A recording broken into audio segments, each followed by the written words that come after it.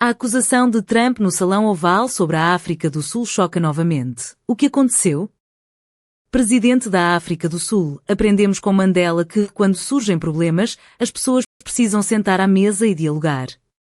Mr. President, decide what will it take for you to be convinced that there's no white genocide in South Africa? Well, I can answer that for the President. It's for him. I'd rather have him answer. Yeah, I know the answer. It will be. Our President will respond to you. Yeah, let me. Thank you, Mr. President. It will take President Trump listening to the voices of South Africans, some of whom are his good friends, like those who are here. When we have talks between us on around a quiet table, it will take President Trump to listen to them. I'm not going to be repeating what I've been saying. I would say if there was Afrikaner farmer genocide, I can bet you these three gentlemen would not be here, including my Minister of Agriculture. He would not be with me. So it will take him, President Trump, listening to their stories, to their perspective. That is the answer to your question. But, Mr. President, I must say that we have, wait. We have thousands of stories talking about it. Sure. And we have documentaries, we have news stories, and that. Is Natalie here? Somebody here to turn that? I could show you a couple of things, and it has to be responded to. Yeah, sure. Let me see the articles, please, if you would, and turn the lights down. Turn the lights down, and just put this on. It's right behind you, Johan. There's nothing this parliament can do. With or without you, people are going to occupy land. We require no permission from you, from the president, from no one. We don't care. We can do whatever you want to do. Who are you to tell us whether we can occupy land or not? We are going to occupy land. Yes. South African occupy land. That's who we are. Honorable member, want to do. I can withdraw my membership from this useless parliament. Honorable. Yes, honorable member. Must never be scared to kill. A revolution demands that at some point there must be killing, because the killing is part of a revolutionary act. Shoot to kill. Yamasa. Kill the poor, the farmer. Kill the poor, the farmer. Pa, pa, pa, pa. To kill. Yamasa. Kill the poor, the farmer. Kill the poor, the farmer. The mayor of DA in PE is a white man. So these people, when you want to hit them hard, go after a white man. They feel a terrible pain because you have touched a white man. Not because Mashaba and Soli will not be touched. They will be touched, don't worry. But we are starting with this whiteness. We are cutting the throat of whiteness. Shoot to kill. Yamasa. Kill the poor, the farmer. Kill the poor, the farmer. Pa, pa, pa. Shoot to kill. Yamasa. Kill the poor, the farmer. Kill the poor, the farmer. Pa, pa.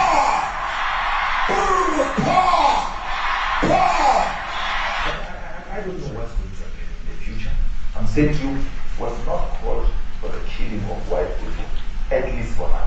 I can't guarantee the future. Yeah, but I mean, you'd understand somebody watching that, especially as it gets shared on Twitter, they freak out. It sounds like a genocidal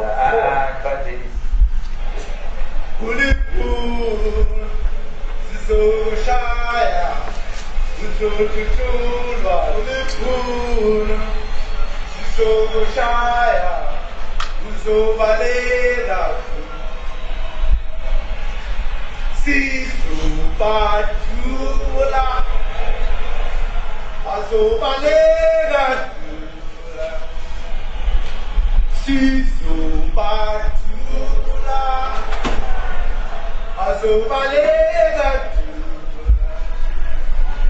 will expropriate land without compensation, whether they like it or not. If they object, they can seek refuge in America. Now this is very bad. These are burial sites right here.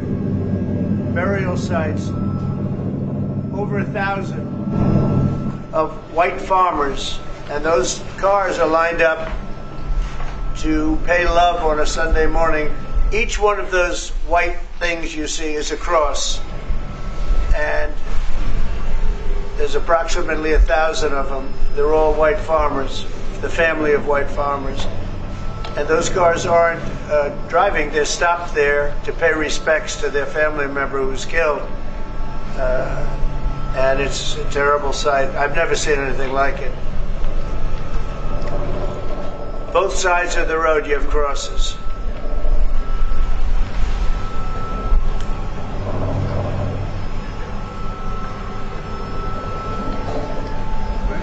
Those people were all killed. Have they told you where that is, Mr. President? No, I'd like to know where that is, because this I've never seen. But, okay. I mean, it's in South Africa. That's good. We need to find out.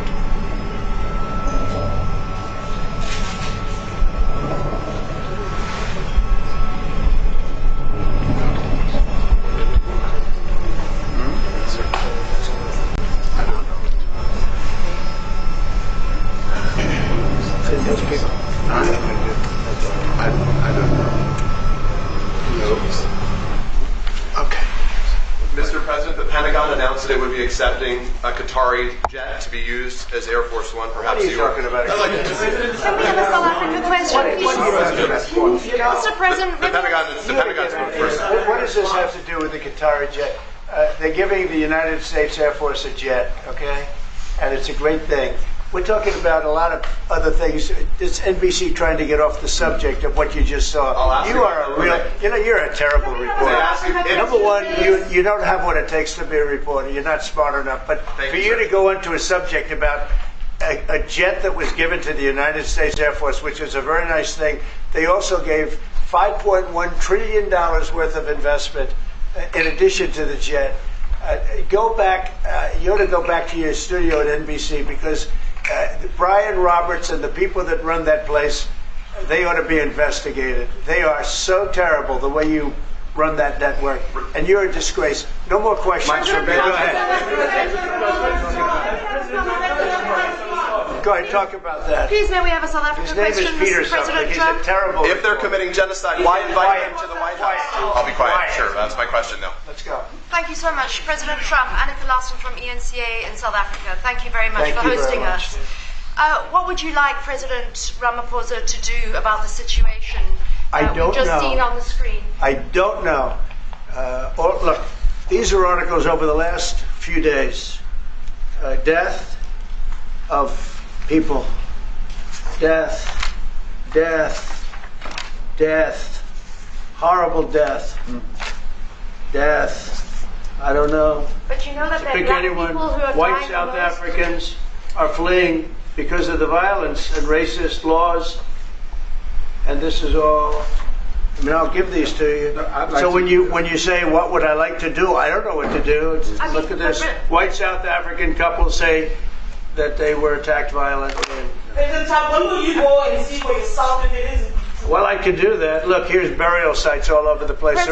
These are all white farmers that are being buried. President Trump. And he asks about a jet that was given. My first question is about We're not interested in the jet. You are so bad. You're such a bad reporter. If they're committing genocide, why invite them? Sir, if they are committing genocide, why invite the South Africans to the White House? May I finish, please, President Trump? President Ramaphosa.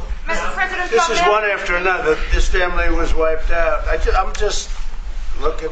Can we get a report from President Ramaphosa? Can you give us your reaction to those videos, Mr. President? President Trump, could you? Well, I think the videos are so.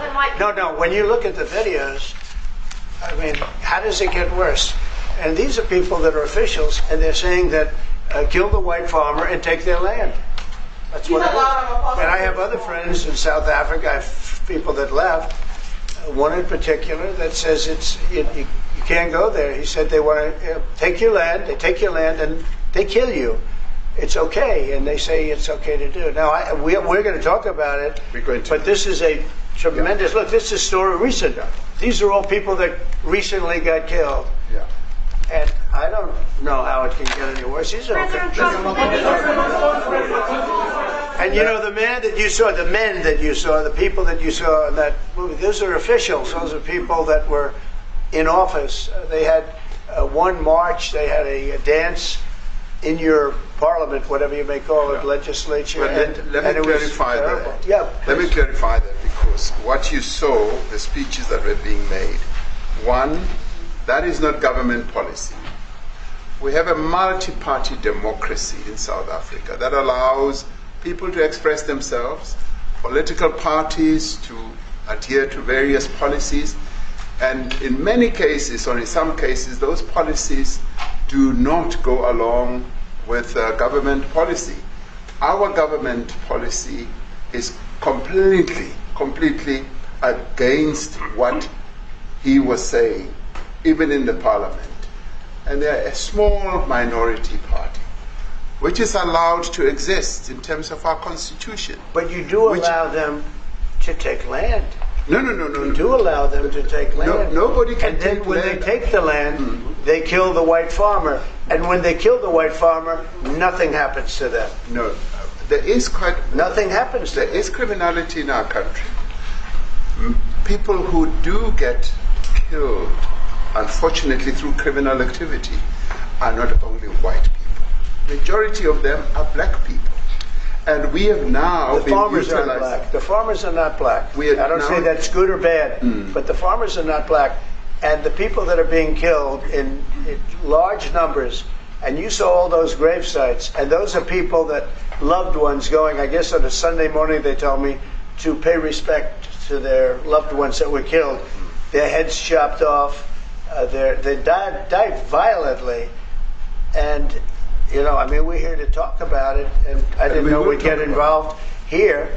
But I will say this, that if the news wasn't fake, like NBC, which is fake news, totally, one of the worst, ABC, NBC, CBS, horrible. But if they weren't fake news like this jerk that we have here, if we had real reporters, they'd be covering it. But the fake news in this country doesn't talk about that. They don't want to talk about it, but now they have to talk about it. But they won't. This won't even be a subject. They'll have him talking about why did a country give a free, think of this, why did a country give an airplane to the United States Air Force? Okay? The United States, not to me, to the United States Air Force, so they could help us out, because we need an Air Force One until that's Air Force One, it's being built. 2 of them being built. But Boeing's a little bit late, unfortunately. So why did they give us a plane to the United States Air Force? That's what that idiot talks about after viewing a thing where thousands of people are dead. I'm sorry, I don't have a plane to give you. I wish you did. I'd take it. I would take it. If your country offered the United States Air Force a plane, I would take it. Okay. But coming back to this issue, which I really would like us to talk about, and talk about it very calmly. We were taught by Nelson Mandela that whenever there are problems, people need to sit down around a table and talk about them. Well, there are problems. And this is precisely what we would also like to talk about, including, of course, trade matters, investment matters. So the issues that concern you as the United States. Those are all recent. Those are all deaths. Yeah, in many ways, I mean, one should say you are a partner of South Africa, and you are raising concerns, and these are concerns that we are